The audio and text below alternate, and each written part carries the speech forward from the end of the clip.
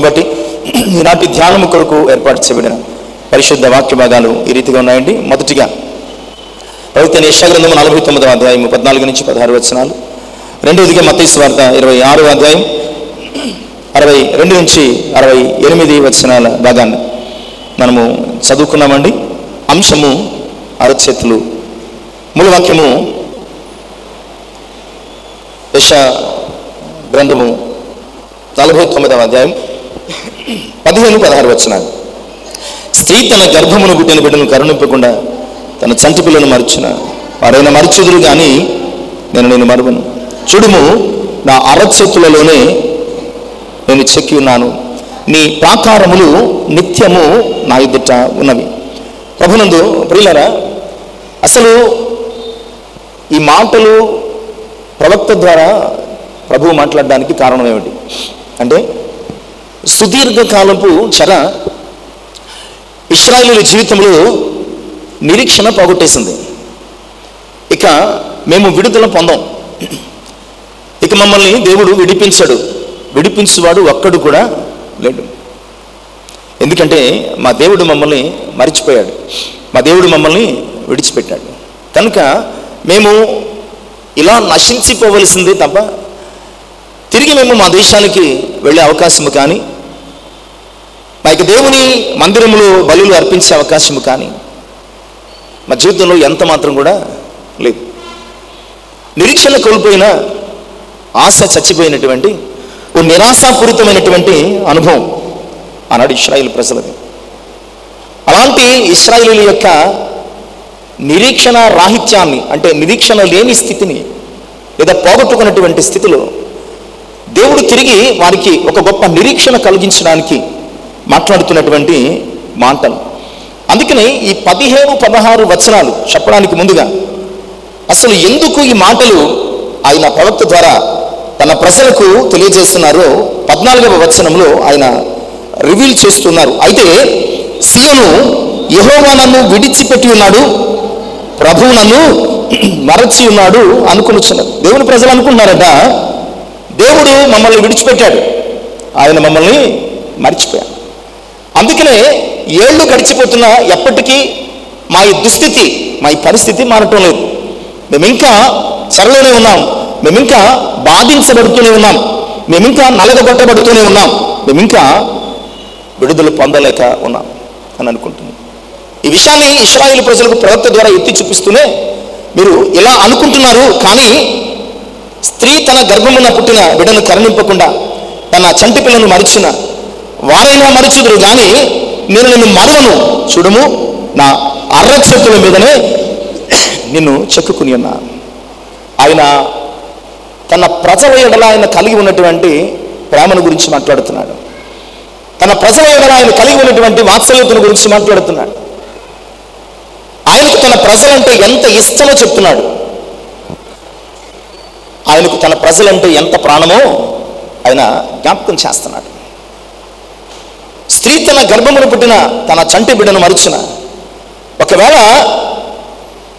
తల్లి అయినా మరిచిపోతుందేమో. ఇక్కడ ఎదిగిన బిడ్డల గురించి మాట్లాడటం లేదు. చంటి బిడ్డ అంటే, చంటి బిడ్డ అంటే తల్లులు చెప్పాలి,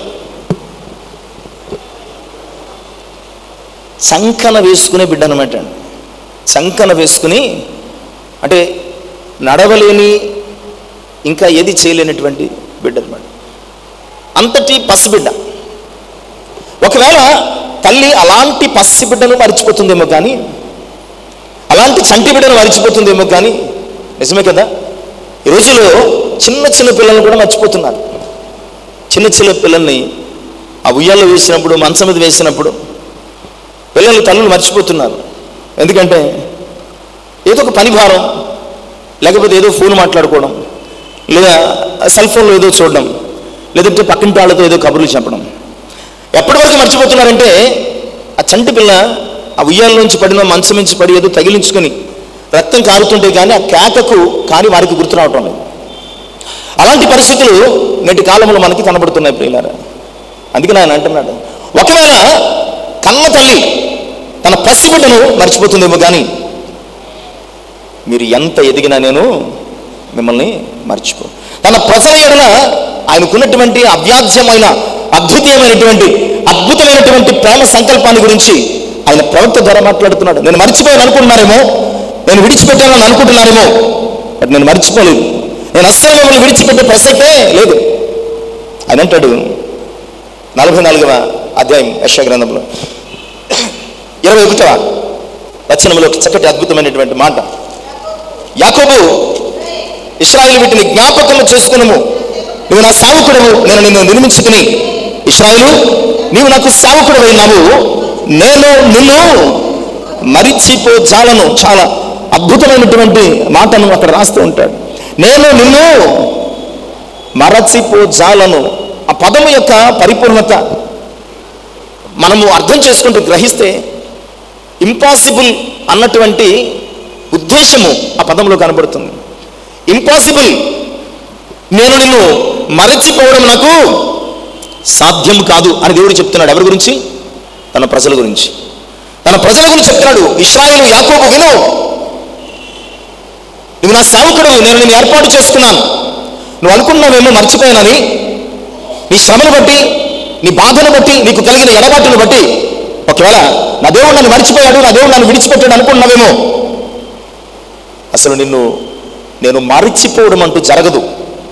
నేను విడిచిపెట్టడం అంటూ అసాధ్యమైనటువంటి పని. నిజమే కదా ప్రియులారా? ఒక మనిషిని మర్చిపోతున్న దినాలు, తల్లి బిడ్డ తల్లిని మర్చిపోతున్న దినాలు, భార్య భర్తను భార్య మర్చిపోతున్నటువంటి దినాలు, ఓ సహోదరుడు ఇంకో సహోదరుడు మర్చిపోతున్నటువంటి దినాలు, ఒక మనిషిని మర్చిపోతున్నటువంటి దినాలు, జ్ఞాపకంలోకి రానటువంటి దినాల్లో దేవుడు చెప్తున్నాడు ఆయన మొదలుకుని ఈనాడు వరకు, అసలు నేను నిన్ను మరిచిపోను. ఆయన మరిచిపోతే మనం బతకలేం కదా, అంతే కదండి? ఒకవేళ మనిషి మరిచిపోతే బతకలేము ఇంకో మనిషి, బట్ దేవుడు మరిచిపోతే మనము అస్సలు మనలేము, బ్రతకలేము అనమాట. ఎందుకంటే దేవుడు మరిచిపోతే మనకిచ్చేవన్నీ ఎవరిస్తారు? దేవుడు మనల్ని మరిచిపోతే మనకి ప్రొవైడ్ చేసేవన్నీ కూడా ఎవరిస్తారు? మనము బతకడానికి కావలసిన ప్రతిదీ కూడా ఎవరిస్తున్నారు? దేవుడే కదా. ఆక్సిజన్ కానీ, ఆహారం కానీ, నీరు కానీ. ఒకవేళ ఆయన మరిచిపోయి ఒకవేళ ఆక్సిజన్ సిలిండర్స్ ఆపేసాడు అనుకోండి పరలోకంలో, అక్కడి నుంచి మనకి సప్లై అవుతుంది కదా ఆయన జీవవాయువు. ఒకవేళ ఆయన మరిచిపోయి పొరపాటున మనం గ్యాస్ ఒకసారి కట్టేస్తూ ఉంటాం రాత్రులు, దాన్ని ఎప్పుకుండగానే బర్న వెలిగించేస్తూ ఉంటాం. ఎలగట్లేదు కింద ఇప్పితే కదా, సిలిండర్ దగ్గర ఇప్పితే వెలుగుద్ది. అలా ఒకవేళ ఆయన మరిచిపోయి ఆ యొక్క ఆక్సిజన్ సిలిండర్ ఓపెన్ చేయడం ఎప్పుడు మానేసాడు అనుకోండి, ఏమవుతుంది? మనకి గిల్ల కొట్టేసుకుంటాను అంటాడు. అంటే ఈరోజు మనం చక్కగా ఊపిరి తీసుకుంటూ, మంచినీళ్ళు తాగుతూ, ఆహారం తీసుకుంటూ ఆరోగ్యంగా మనం బతుకుతున్నామంటే మనల్ని మరిచిపోవడం ఆయనకు సాధ్యం కాదు కనుకే, మనల్ని మరిచిపోవడం ఆయనకి వీలు కాదు కనుకే, మనల్ని మరిచిపోవడం ఆయన వల్ల కాదు కనుకే ఇంకా మనం ఊపిరి పీలుస్తున్నాం, మంచినీళ్ళు తాగుతున్నాం, ఆహారం తింటున్నాం, ఆరోగ్యంగా ఉంటున్నాం, అన్నీ చేసుకోగలుగుతున్నాం. అదే చెప్తున్నాడు. ఆ రోజు ఇశ్రాయేలీయులకి ఈ విషయం అర్థం కాలేదు, ఈరోజు మనకు కూడా అర్థం కాలేదు. ఇశ్రాయేలీయులకు అర్థం కాలేదు, మర్చిపోయాడు అన్నారు తప్ప మర్చిపోలేదు. కానీ వారిని మార్చడానికి చెరకు అప్పగించాడు. వారిలో మారు మనసు కలుగు చేయడం కొరకు వారిని ఆ కష్టానికి అప్పగించలే కానీ వారికి కావలసినవన్నీ కూడా ఆయన ఇస్తున్నాడు, ప్రొవైడ్ చేస్తున్నాడు.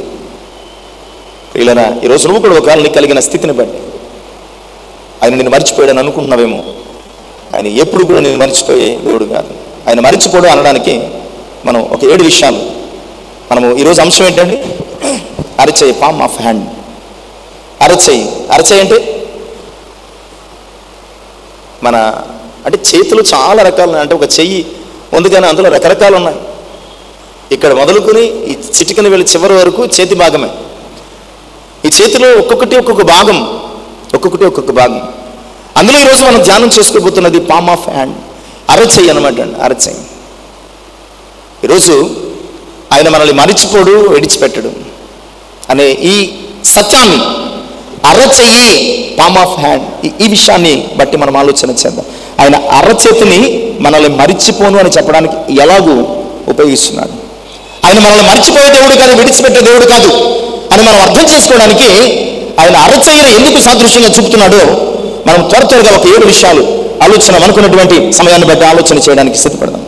మనం చదువుకున్నటువంటి ఈ 49వ అధ్యాయం 16వ వచనం మొదటి భాగం, మరిచిపోజాలను లేదా మరిచిపోను, విడిచిపెట్టను అని చెప్పడానికి ఆయన ఒక సాదృశ్యాన్ని, ఒక ఉపమానాన్ని, లేదా ఒక అలంకారాన్ని ఆయన చూపిస్తున్నాడు. అదేమిటంటే, చూడుము నా అరచేతుల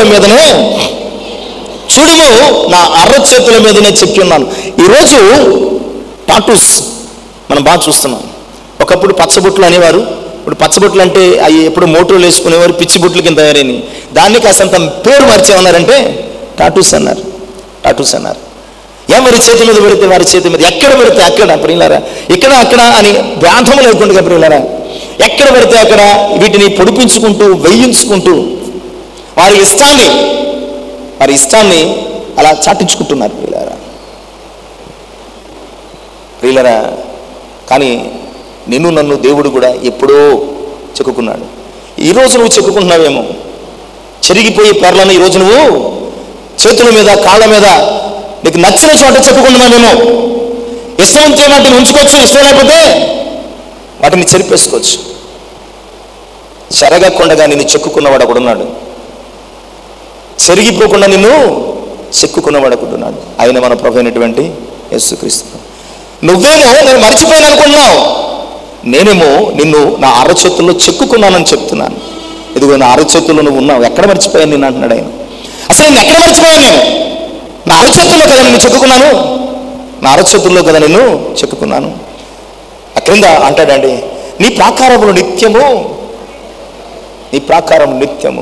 మన అరచేయి ఎక్కడ ఉంటుందండి?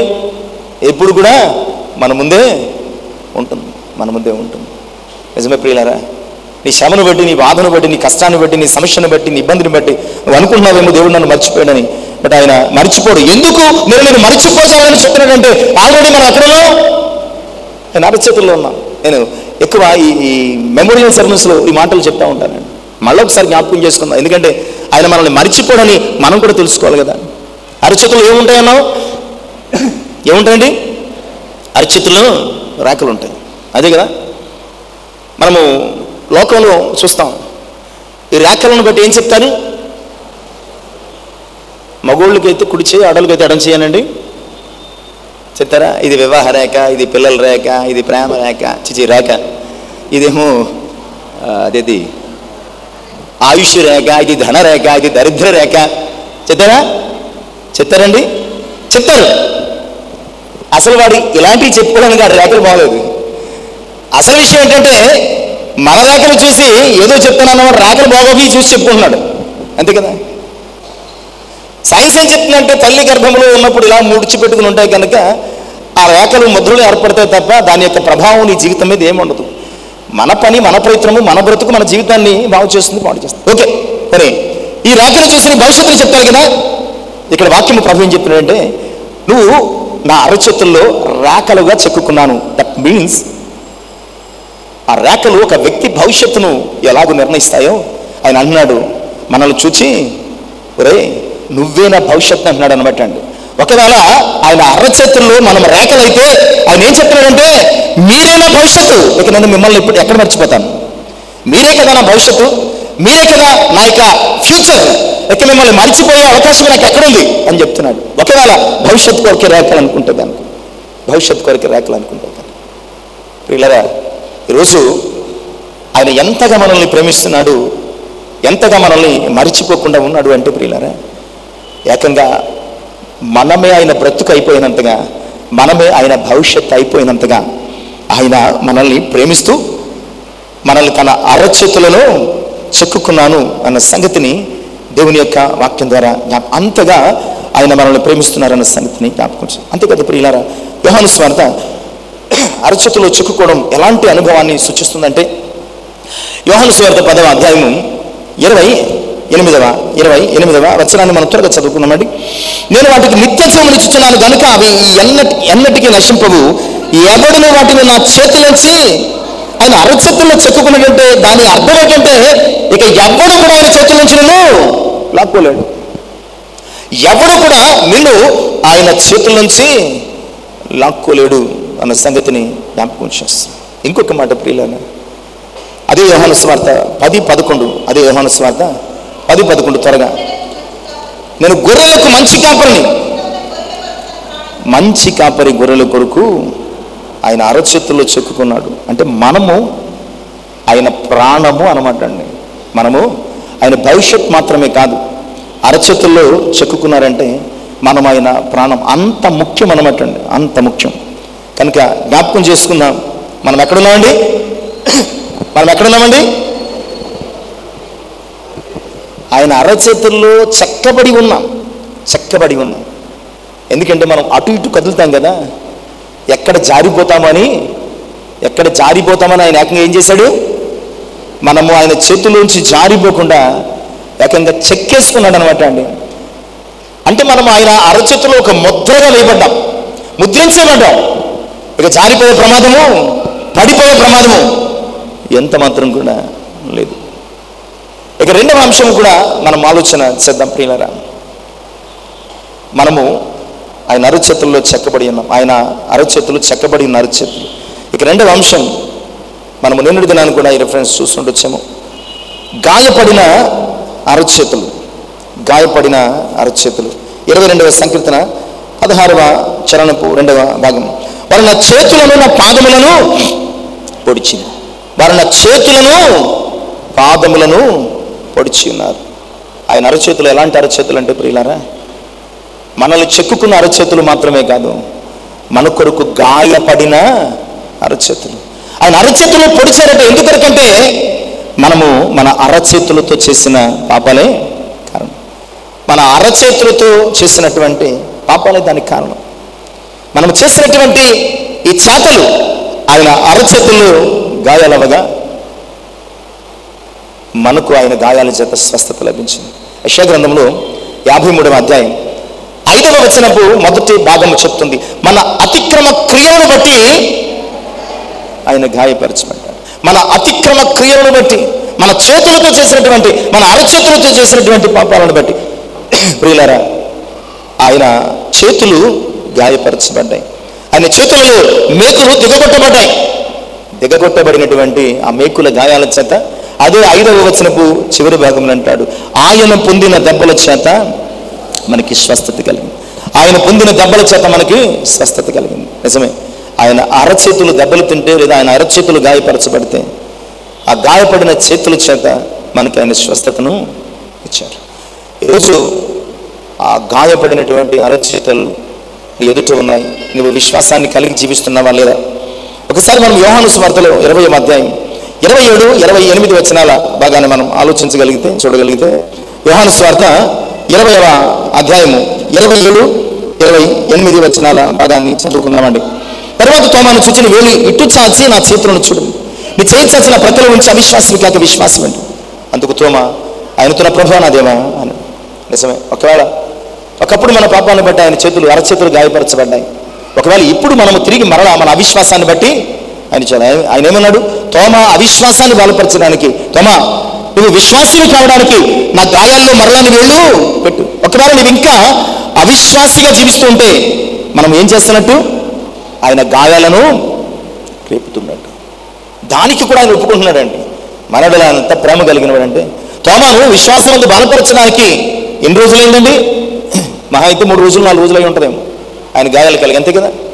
అంతటి పెద్ద మేకులతో ఉన్నటువంటి గాయాలు ఆయన చేతులు దగ్గొట్టబడితే 4 రోజుల తర్వాత ఆ గాయం ఎలా ఉంటుందండి? పచ్చిగా ఉంటుంది కదా. అలాంటి గాయాలలో ప్రభు ఏం చెప్తున్నాడు? తోమా నా గాయాల్లో చేతులు పెట్టి వేళ్ళు పెట్టి అవిశ్వాసులు కాక అంత ప్రేమ మనమంటే.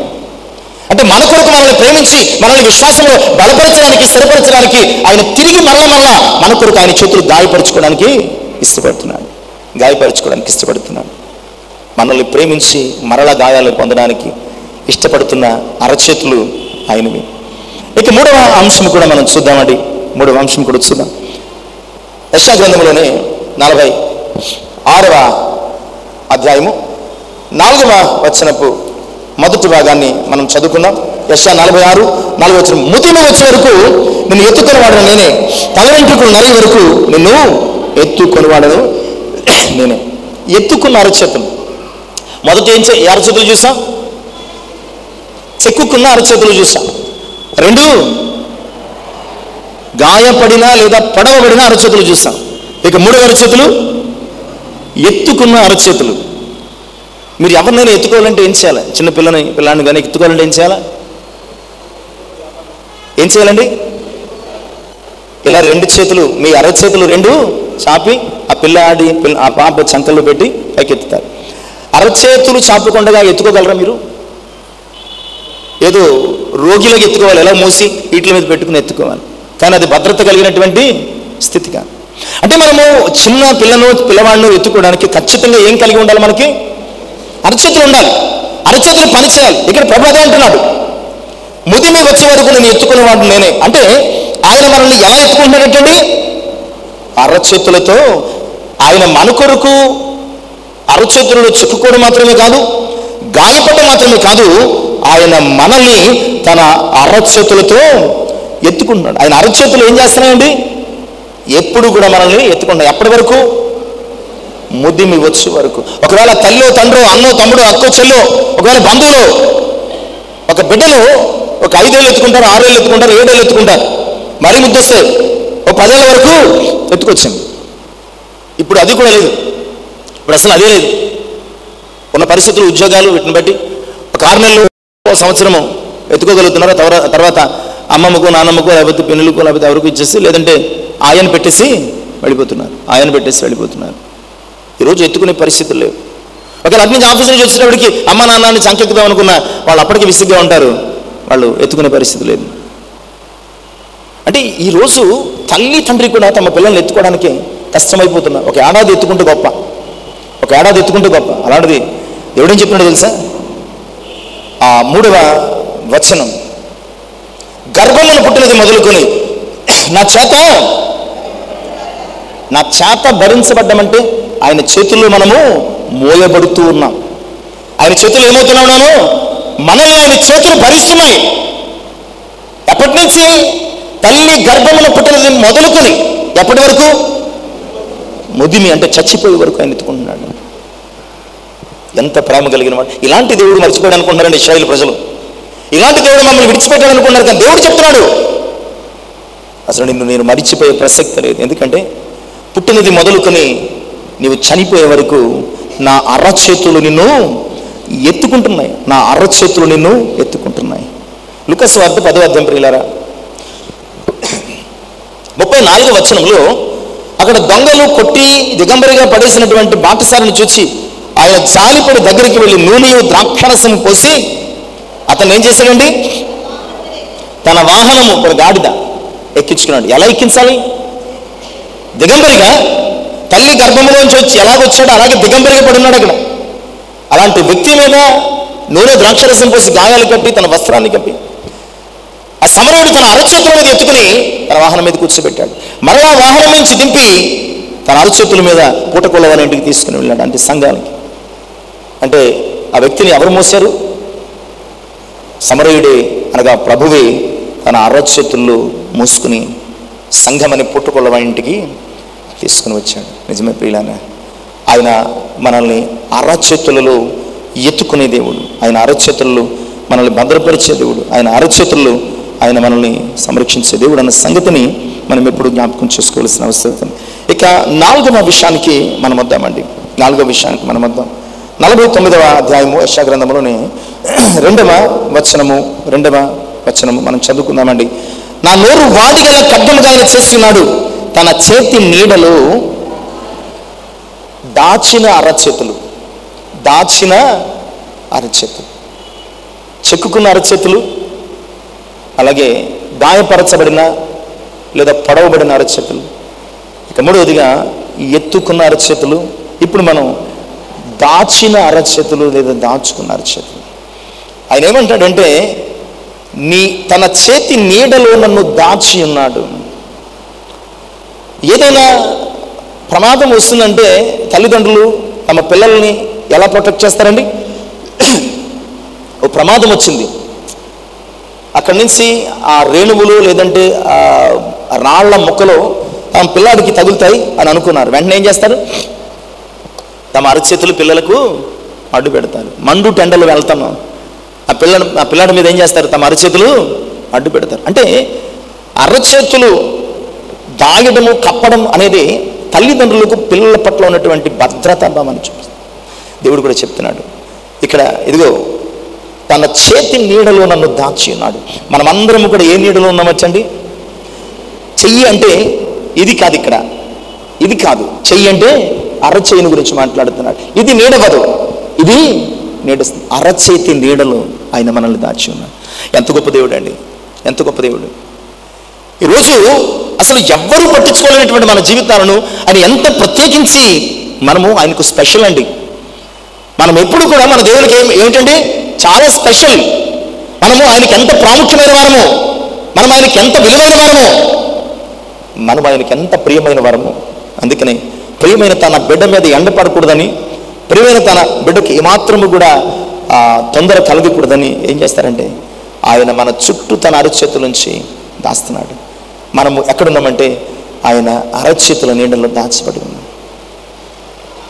మనం ఏం చేస్తున్నామంటే ఆయన చేతుల నీడలో ఉండి కూడా, దాచబడుతూ ఉండి కూడా ఆయన వ్యతిరేకిస్తున్నాం. ఒక తల్లిని కొడుకు బాగా విసుక్కునేవాడు, తెలియని కథ ఏం కాదు, బాగా విసుక్కునేవాడు. ఎందుకు విసుక్కునేవాడు అంటే ఆ తల్లి ముఖం బాగా కాలిపోయి, చేతులన్నీ ఇక్కడ వరకు కాలిపోయి ఉన్నాయి. ఎప్పుడు చూసినా కొడుకు ఏమనేవాడు అంటే, నువ్వు అందంగా లేవు, నువ్వు చిన్నగా ఉన్నావు, నువ్వు అంటే నాకు ఇష్టం లేదు చూడట. ఒకరోజు తన ఫ్రెండ్స్ వస్తున్నారు ఇంటికి. అమ్మా, నా ఫ్రెండ్స్ వస్తున్నారు, నిన్ను చూస్తే మీ అమ్మ ఎలా ఉందేట అని అందరూ కూడా అసహాయపడతారు. నా ఫ్రెండ్స్ ఇంటికి వచ్చి వెళ్ళే వరకు కూడా నువ్వు ఇంట్లోంచి గదిలోంచి బయటికి రాకు అని చెప్పేసి బంధించాడంట. వచ్చారు ఫ్రెండ్స్, వెళ్ళిపోయారు. అప్పుడు పక్కింటోళ్ళు వచ్చి అతన్ని చెడమడి తిట్టి, ఒరే నీ తల్లిని చూపించుకోవడానికి సిగ్గుపడుతున్నావు, నీది ఒక జన్మేనా? అసలు నీ తల్లి ముఖము చేతులు ఎందుకు కాలిపోయినాయి తెలుసా? చిన్నప్పుడు మీ ఇంట్లో అగ్ని ప్రమాదం జరిగినప్పుడు నువ్వు మంచం మీద ఇంకా కదలలేక పాకే స్థితిలో ఉండగా ఎక్కడైతే అగ్ని నిన్ను కాల్చేస్తుందని చెప్పి నిన్ను కాపాడుకోవడానికి నీ తల్లి నిన్ను తన గుండెలు కదుముకొని చేతులు అడ్డం పెట్టి నిన్ను కాపాడుకుంది. నిన్ను కాపాడే ప్రయత్నములు అగ్గి నీ తల్లి ముఖాన్ని, నీ తల్లి చేతులని కాల్చేశాయి. ఆ చేతులు దేనికి సాదృశ్యం అంటే నీ పట్ల నీ తల్లికి ఉన్నటువంటి ప్రేమకు సాదృశ్యం. ఆమె ఆ రోజు తన చేతులతో నేను కప్పకపోతే, తన చేతులలో నేను దాచకపోతే ఈరోజు నువ్వంటూ ఉండేవాడు కాదు. నిజమే, మన ప్రభు తన చేతులతో మనల్ని దాచకపోతే ఈరోజు మనమంటూ ఉండేవారం కాదు, మనకంటూ ఏమీ మిగిలి ఉండేది కూడా కాదు. అందుకని 121వ సంకీర్తన 6-7 చరణాల్లో చక్కని మాటలు రాస్తూ ఉంటారండి. 121వ సంకీర్తన 6-7 చరణం. పగలు ఎండ దెబ్బలను నీకు తగలదు, రాత్రి వెన్నెల దెబ్బలను నీకు తగలదు, ఏ అపాయము రాకుండా యెహోవా నిన్ను కాపాడును, ఆయన నిన్ను ప్రాణమును ఇది మొదలుకొని ఆయన నీ రాత పక్కల యందు యెహోవా నిన్ను. పగలు ఎండ దెబ్బ, రాత్రి వెన్నెల దెబ్బ నన్ను తగులుకుండగా ఆయన నిన్ను తన అరచేతులు అడ్డం పెట్టి కాస్తున్నాడట. ఆయన తన అరచేతులు అడ్డం పెట్టి కాస్తున్నాడట. ప్రియులారా, నువ్వెక్కడున్నావంటే ఆయన అరచేతులలో దాచబడి ఉన్నాం. ఇక 5వ విషయాన్ని కూడా మనం చూద్దామండి. 5వ విషయాన్ని కూడా చూద్దాం. 18వ సంకీర్తన 16వ చరణాన్ని 18వ సంకీర్తన 16వ చరణాన్ని మనం చదువుకుందాం. ఉన్నత స్థలము నుండి చేయి చాపి ఆయన నన్ను పట్టుకొని మహా జలరాశులలో నుండి, ఉన్నత స్థలముల నుండి ఆయన నన్ను పట్టుకున్నాడు. నన్ను పట్టుకుని మహా జలరాశుల నుండి ఆయన అరచేయి ఏ చేయండి,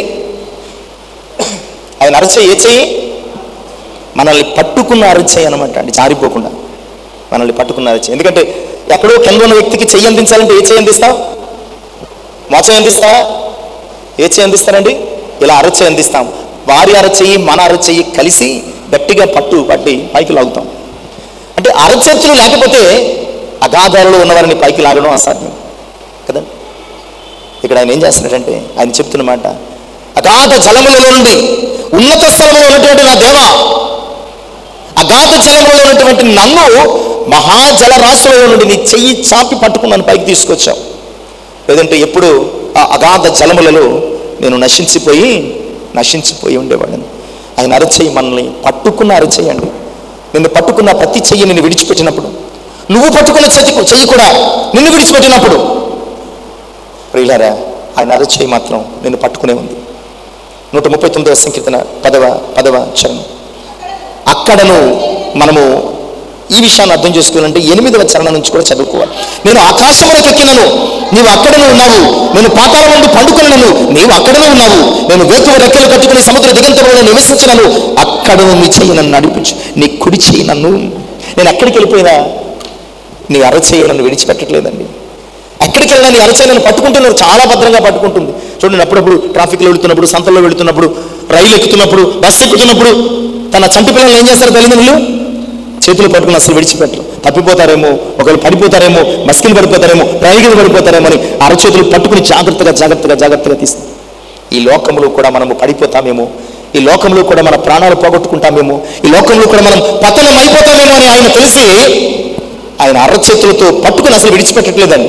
ఆయన అరచేతులతో పట్టుకుని అస్సలు విడిచిపెట్టడం లేదు. మత్తయి సువార్త 14వ అధ్యాయం 31వ వచనం. పేతురు, నేను కూడా వస్తాను ప్రభువా అన్నాడండి. పేతురు, నేను కూడా నడుస్తాను ప్రభువా అన్నాడు. సరే నడవమన్నాడు.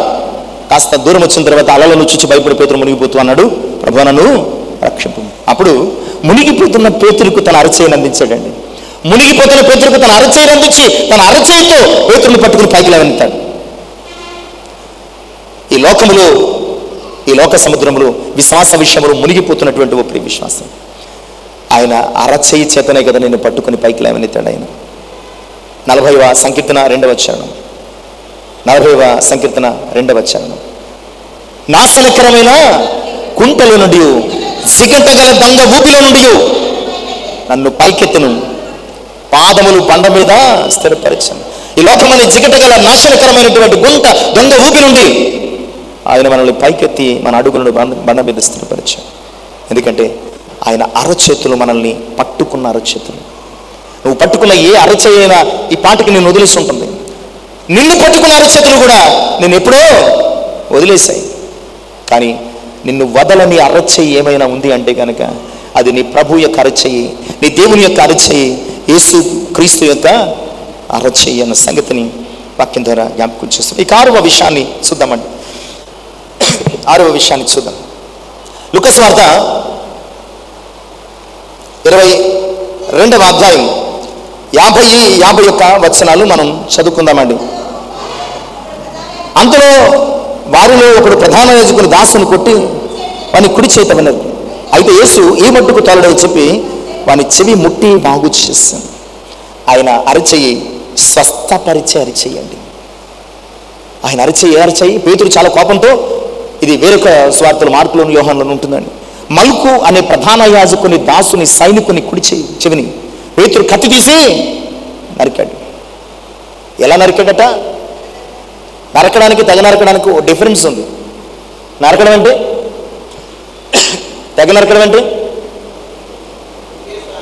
దీనికి తెలియదు, దానికి తెలియదు మనకి. నరకడం అంటే నరకడం, దానికి ఘాటో గాయం అవ్వచ్చు. తెగ నరకడం అంటే తెగే వరకు నరకడం అనమాట అండి.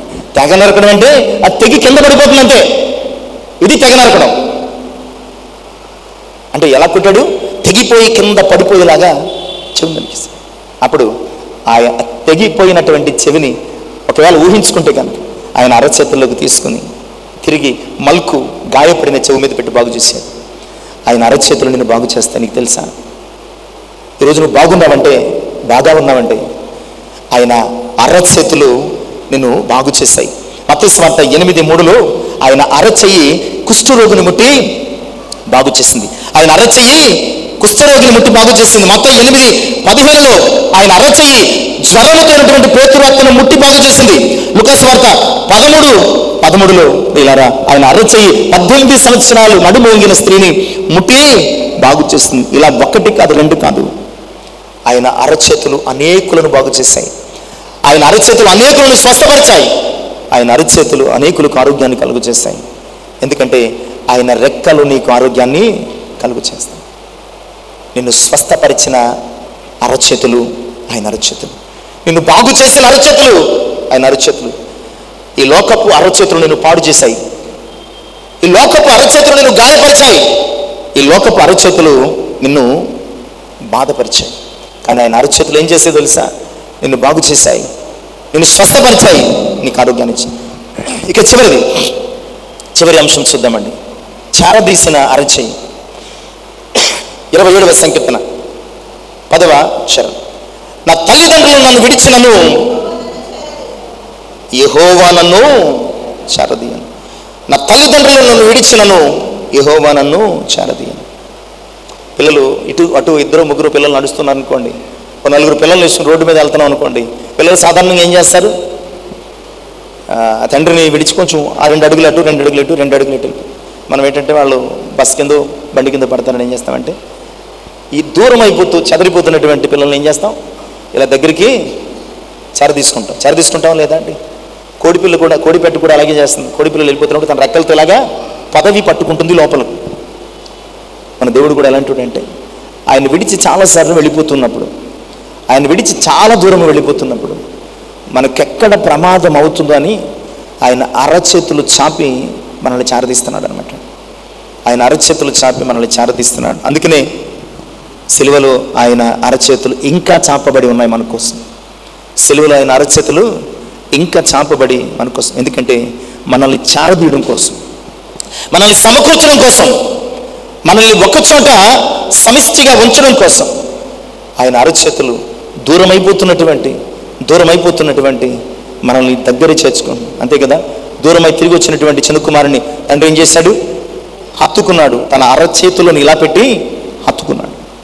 దూరమైపోతున్నటువంటి నిన్ను నన్ను కూడా ఆయన అరచేతులు ఏం చేశాయంటే చేరదీశాయి. ఆయన అరచేతులు మనల్ని చేరదీశాయి. ప్రభునందు ప్రియులారా, నీ అరచేయి నీ బిడ్డల పట్ల, నీ కుటుంబం పట్ల ఎలా ఉందో తెలియదు, కానీ ఆయన అరచేయి మాత్రం మన పట్ల చాలా నమ్మకంగా ఉంది, చాలా నమ్మకంగా ఉంది. ఎందుకంటే ఆయన అరచేయి మనల్ని తన అరచేతులలో చెక్కున్నది. మన కొరకు గాయపరచబడిన అరచేయి, మనల్ని ఎత్తుకున్నటువంటి అరచేయి, మనల్ని దాచుకున్నటువంటి అరచేయి, మనల్ని పట్టుకున్నటువంటి అరచేయి, మనల్ని స్వస్థపరిచినటువంటి అరచేయి, మనల్ని చేరదీసిన అరచేయి ఆయన అరచేయి. అలాంటి భద్రత కలిగిన, అలాంటి స్వస్థత కలిగిన, అలాంటి ఆదరణ కలిగిన, అలాంటి నెమ్మది కలిగించిన, అలాంటి ప్రేమ కలిగినటువంటి, అలాంటి కనికరము కలిగినటువంటి ఆయన అరచేతిని విడిచి నీవు బతుకుతున్నావేమో ఆలోచించు. ఆయన అరచేతులు ఉన్నంతసేపే నీకు నాకు భద్రత, ఆయన అరచేతులు ఉన్నంతసేపే నీకు నాకు స్వస్థత, ఆయన అరచేతులు ఉన్నంతసేపే నీకు నాకు పోషణ, ఆయన అరచేతులు ఉన్నంతసేపే నీకు నాకు ఆదరణ, ఆయన అరచేతులు ఉన్నంతసేపే నీకు నాకు ఆశ్రయము కూడా దొరుకుతుందన్న సంగతిని జ్ఞాపకం. కనుక ఆయన అంటున్నాడు, దేవుడు మమ్మల్ని మరిచిపోయాడు, విడిచిపెట్టాడు అని అనుకుంటున్న ఇశ్రాయేలుతో ఆయన మాట్లాడుతున్నాడు. ఇదిగో స్త్రీ తన గర్భమును పుట్టిన తన చంటి బిడ్డను కరుణింపకమని వారైనా మరచుదురు కానీ నేను మరువను, చూడుము అరచేతులలో చిక్కుకున్నాను. మనం ఆయన అరచేతుల్లో చెక్కబడి ఉన్నాం, అరచేతుల్లో పట్టబడి ఉన్నాం, అరచేతుల్లో ఎత్తబడి ఉన్నాం, అరచేతుల్లో దాచబడి ఉన్నాం, అరచేతులలో గాయములలో మనము కనపడుతున్నాం. అటు అరచేతులలో మనం ఆశ్రయం పొందగలిగితే ఆయన ఆశీర్వాదాలు మన మీద మెండుగా ఉంటాయి. కనుక ఆయన అరచేతులు నువ్వు దాటిపోకుండా, ఆయన అరచేతులు నిన్ను దాటిపోకుండా నువ్వు ఆయన అరచేతుల భద్రతలు ఉండాలని జ్ఞాపకం చేస్తూ కొద్ది మాటలు ముగిస్తున్నా. ఈ మాటలు మన జీవితంలో దేవుడు ఆశీర్వాదకరంగా ఫలింపు చేయను కాక ఆమె ఒకే ఫలింపు కొరకు మనం ప్రార్థన చేస్తున్నాం. మహోన్నతమైనటువంటి మా ప్రియ పరిశుద్ధులు మీకు వందనాలు. ఇంతవరకు మాతో మాట్లాడు. నిజమేనైనా ఈ లోకంలో చాలా చేతుల్ని మేము పట్టుకున్నాం. మేము పట్టుకున్న ప్రతి చెయ్యి మమ్మల్ని విడిచిపెట్టింది. ఈ లోకంలో చాలా చేతులు మమ్మల్ని పట్టుకున్నాయి. మమ్మల్ని పట్టుకున్న చేతులు కూడా మమ్మల్ని విడిచిపెట్టాయి. కానీ అప్పటికి ఇప్పటికీ ఎప్పటికీ అయ్యా మమ్మల్ని విడిచిపెట్టని, మమ్మల్ని చెక్కుకున్న, మమ్మల్ని ఎత్తుకున్న, మమ్మల్ని దాచుకున్న, మమ్మల్ని కాచుకున్న మా కొరకు గాయపడిన ఒకే ఒక్క అరచేతులు మీవి నాయన. అట్టి మీ అరచేతుల భద్రత నుంచి మేము అవిశ్వాసంలో మేము తొలగిపోకుండా, జారిపోకుండా మీ చేతులలో మేము ఉండడానికి అయ్యా సహాయం చేయండి. ఎందుకంటే మీ చేతుల్లో మేము ఉన్నామంటే ఎంతో మీకు ముఖ్యమైన వారం, మాకు అవసరమైన ముఖ్యమైనటువంటి వస్తువును చేతుల్లో జాగ్రత్తగా పట్టుకుంటాం. అలాగే మేము మీకు ఎంతో ముఖ్యము కనుక మీ చేతుల్లో మమ్మల్ని పట్టుకుని ఉన్నారు. వందనాలయ్యా, మీ చేతుల్లో నిత్యము ఉండడానికి సహాయం చేయండి. విన్న వాక్యం మా హృదయంలో ఫలింపించాము. యేసయ్య నామమున ప్రార్థించి వేడుకొని వచ్చినాను తండ్రి, ఆమేన్. దేవునికి మహిమ కలుగును గాక. దేవుడు దీవించి ఆశీర్వదించును గాక.